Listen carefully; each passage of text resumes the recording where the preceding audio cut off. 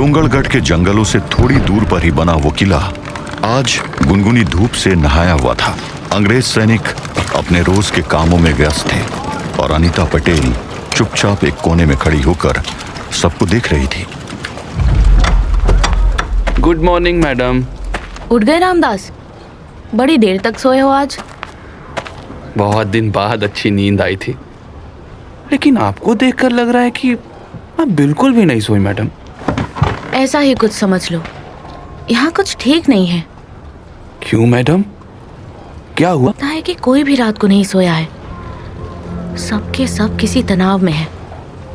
कोई तो बात है जो इन सबको परेशान कर रही है। यहाँ कुछ तो भारी गड़बड़ है। एक काम करो रामदास, थोड़ा भारतीय सैनिकों से बात करने की कोशिश करो। कर्नल एंड्रयूज और बाकी ब्रिटिशर्स को मैं संभालती हूँ। पर मैं उनसे पूछूंगा क्या? कुछ भी, बस उनको बातों में उलझाए रखो। पता तो चले कि आखिर यहाँ चल क्या रहा है। जी मैडम। और हाँ, पहले कुछ खा लेना। वही करने जा रहा था मैडम। भूखे पेट वैसे भी मेरा दिमाग नहीं चलता। चलो अब कैप्टन एंड्रयूज को ढूंढा जाए। Sergeant Walter's, sergeant. Miss Anita, क्या हुआ? कर्नल एंड्रयूज कहाँ हैं? दिखाई नहीं दे रहे हैं। आप कर्नल को क्यों ढूंढ रही है? मुझे उनसे कुछ जरूरी बात करनी है। आप मुझे बता दीजिए, मैं उन तक आपकी बात पहुंचा देगा। थैंक यू सार्जेंट, बट मैं उनसे खुद बात करना चाहती हूँ। आप प्लीज मुझे बता दीजिए कि वो इस समय कहाँ है। वो अभी आपसे नहीं मिल सकते। क्यों? मिस अनीता प्लीज, कर्नल अभी बिजी है। फाइन, आप बस मुझे ये बता दीजिए कि वो है कहाँ। I will ask him myself. Miss Anita, मैं आपको बोला ना, colonel is busy. But where is he? मुझे बस उनसे 2 मिनट का काम है। वो अभी फोर्ट के बाहर गया है। बाहर? किधर? I can not tell you that. You can not tell? एक तरफ आप लोगों ने कहा कि एरिया में रिबेल्स का खतरा है और दूसरी तरफ कर्नल बाहर अकेले गए हैं। Quite surprising. हु सेड कि वो अकेला गया है? इस फोर्ट में टोटल 46 लोग हैं, excluding me and Ramdas. 25 Indian sepoys, 16 English privates, 1 sergeant that is you, 3 कुक्स और कर्नल एंड्रयूज। और इस वक्त 45 लोग फोर्ट के अंदर हैं। Yes sergeant, I know how to count. तो अगर इस वक्त कर्नल यहाँ नहीं है, दैट मीन्स कि वो अकेले बाहर गए हैं। रिबेल्स के खतरे के बाद भी उनका बाहर जाना कुछ समझ नहीं आ रहा है। Am I right sergeant Walters? You are smart miss Anita, लेकिन ध्यान रखिए कि कहीं आपकी स्मार्टनेस आपको भारी ना पड़ जाए। डोंट वरी सार्जेंट, मैं अपना ध्यान रख सकती हूँ। You will need to. उधर रामदास खा पी कर सच का पता लगाने में लगा था। उसने दबे पांव फोर्ट में घूमना शुरू कर दिया था। मैडम ने बोला है कि सच पता लगाऊं, पर कैसे और किससे? मुझे तो ये सारे के सारे खड़ूस लग रहे हैं। वो आदमी सही है, मेरी ही बिरादरी का लग रहा है। चलो उसे ही बातों में फंसाता हूं। क्या हाल है भैया? तुम मुझसे पूछ रहे हो? हाँ भाई, तुम्ही से पूछ रहा हूँ। क्यों?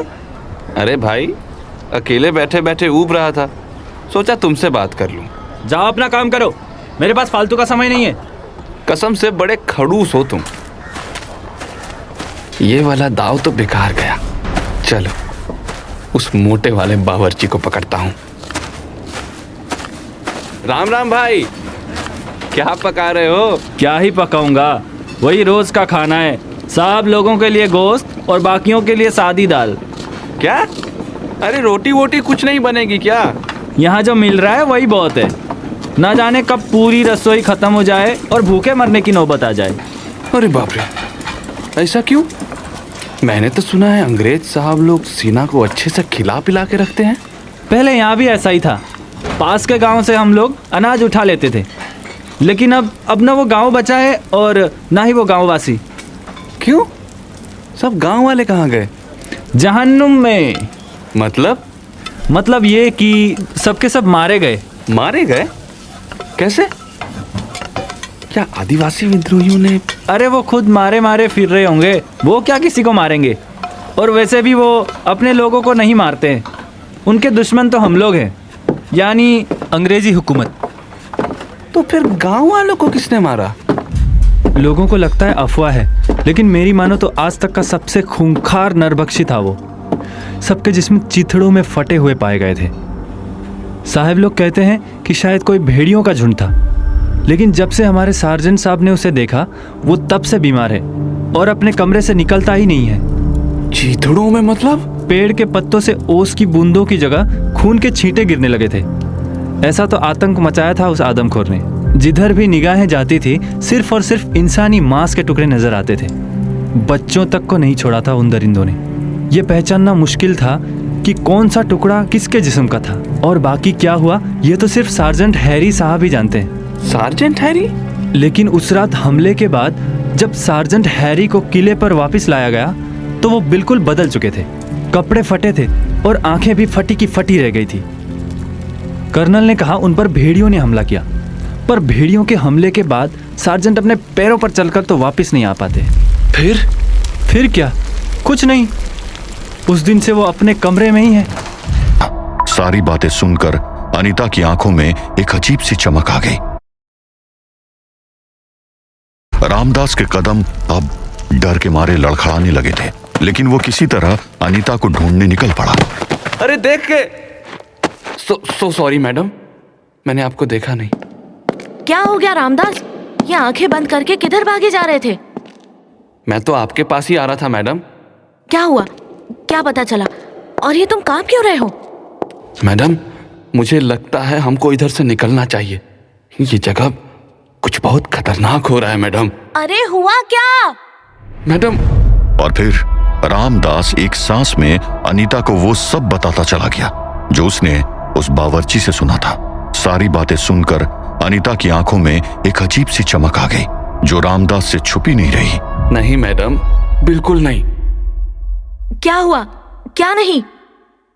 मैडम, मैं जानता हूं कि आप क्या सोच रही हो। आपको अच्छे से जानता हूं मैं। डरो मत रामदास, मुझे कुछ नहीं होगा। नहीं मैडम, ये मामला कुछ अलग है। आप इससे दूर रहिए। और तभी उस किले के लंबे कॉरिडोर के अंधेरे कोने से एक अंग्रेजी आवाज गूंजी। आखिर किससे दूर रहने का बोल रहे हो तुम मिस अनीता को? अरे कर्नल एंड्रूज, आप? मुझे सार्जेंट वॉल्टर्स ने बताया कि आप मुझसे कुछ बात करना चाहती हैं। हाँ, वो रामदास से मैं अभी वही बात कर रही थी कि हम लोग कल सुबह वापस निकल जाएंगे। ओह, मुझे लगा था कि आप कुछ दिन तो हमारे साथ रहेंगी। After all, it is not every day that you get to host a beautiful lady in this part of the world. Compliments के लिए शुक्रिया कर्नल, बट आई होप कि हम कभी किसी बेटर जगह पर बेटर सिचुएशन में मिलेंगे। Well, as the lady decides. अच्छा कर्नल, आप सुबह कहीं गए थे क्या? हाँ, वो थोड़ा मॉर्निंग वॉक के लिए गया था। Anyways, I hope you will excuse me. मैं थोड़ा रेस्ट करना चाहता हूँ। Sure, no issues. Colonel Andrews कुछ तो छुपा रहे हैं, पर आज रात मैं सच का पता लगा कर रहूंगी। रामदास, अब सुनो तुम्हें क्या करना है। रात गहरी हो चुकी थी, मगर अनीता की आंखों में नींद नहीं थी। वो बार बार उठकर अपने कमरे से बाहर देख रही थी कि तभी उसके दरवाजे पर एक हल्की सी दस्तक हुई। आ गए रामदास, अब जल्दी से अपनी जगह ले लो। मैडम, अभी भी वक्त है। सोच लीजिए, इसमें बहुत खतरा है।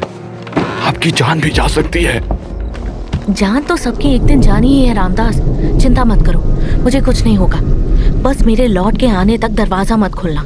सबको यही लगना चाहिए कि मैं अंदर सो रही हूँ। अब आराम से दरवाजा बंद कर लो, मुझे निकलना होगा।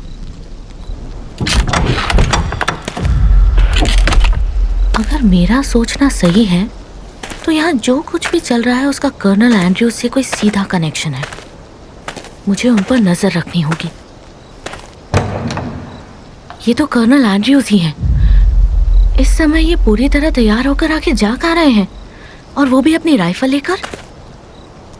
कर्नल इस समय फोर्ट के बाहर जा रहे हैं, यानी मेरा सोचना सही था। कर्नल रात भर फोर्ट में रहते ही नहीं हैं और सुबह देर से लौटते हैं।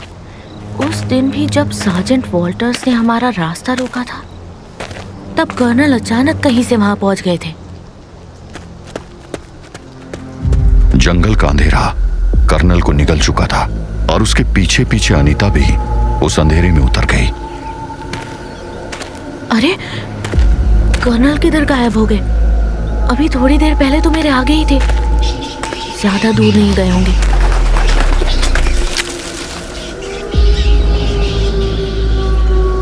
अचानक आई भेड़िए की रोने की आवाज से अनीता चौकन्नी हो गई और उसका हाथ उसकी कमर पर बंधी पिस्तौल पर चला गया।